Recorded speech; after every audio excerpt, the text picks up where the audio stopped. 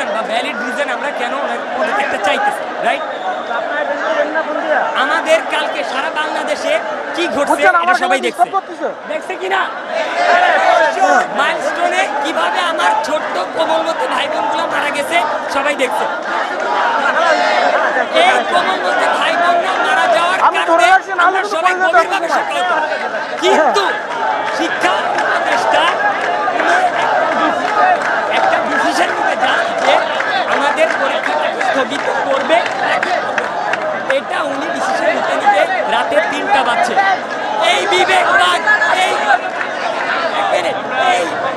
এই বিবেকবান শিক্ষা উপদেষ্টা বাংলার মাটিতে আমরা চাই না।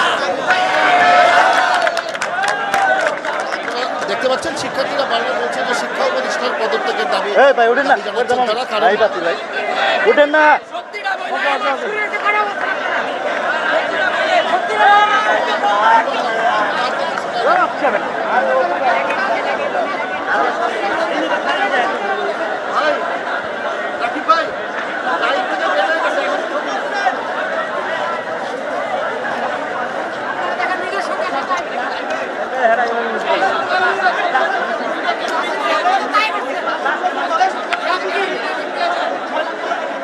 বলো দেখুন নিচে 3-4টা ক্যামেরা পড়ে।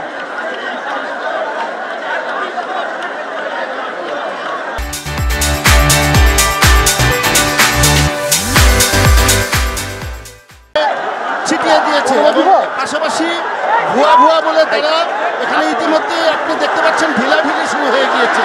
এখানে যারা সেনাবাহিনীর সদস্য রয়েছে এবং পুলিশের সদস্য রয়েছে তারা এখানে অবস্থান নিয়েছে আইন শৃঙ্খলা পরিস্থিতি স্বাভাবিক রাখার জন্য, কিন্তু শিক্ষার্থীরা খুবই অ্যাগ্রেসিভ এবং উত্তেজিত অবস্থায় বাকবিতণ্ডা হয়েছে পুলিশ এবং আইন শৃঙ্খলা বাহিনীর সদস্যদের সাথে।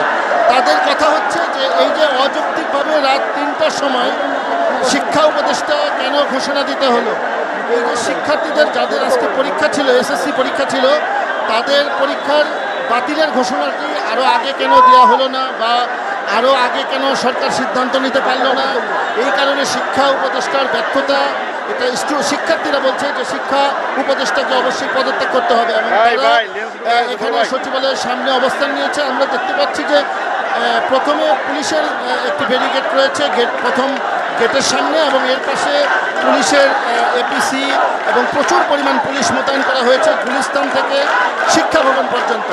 আর শিক্ষার্থীরা যে 1 নম্বর গেটের সামনে অবস্থান করছে সেইখানে আমরা দেখেছি যে প্রচুর পরিমাণ সেনাবাহিনীর সদস্যরাও এখানে এসেছে, কিন্তু সেনাবাহিনীর সদস্যরা আসার পরে বিশেষ করে এখানে শিক্ষার্থীদের মধ্যে খুবই উত্তেজনা দেখা দিয়েছে এবং তারা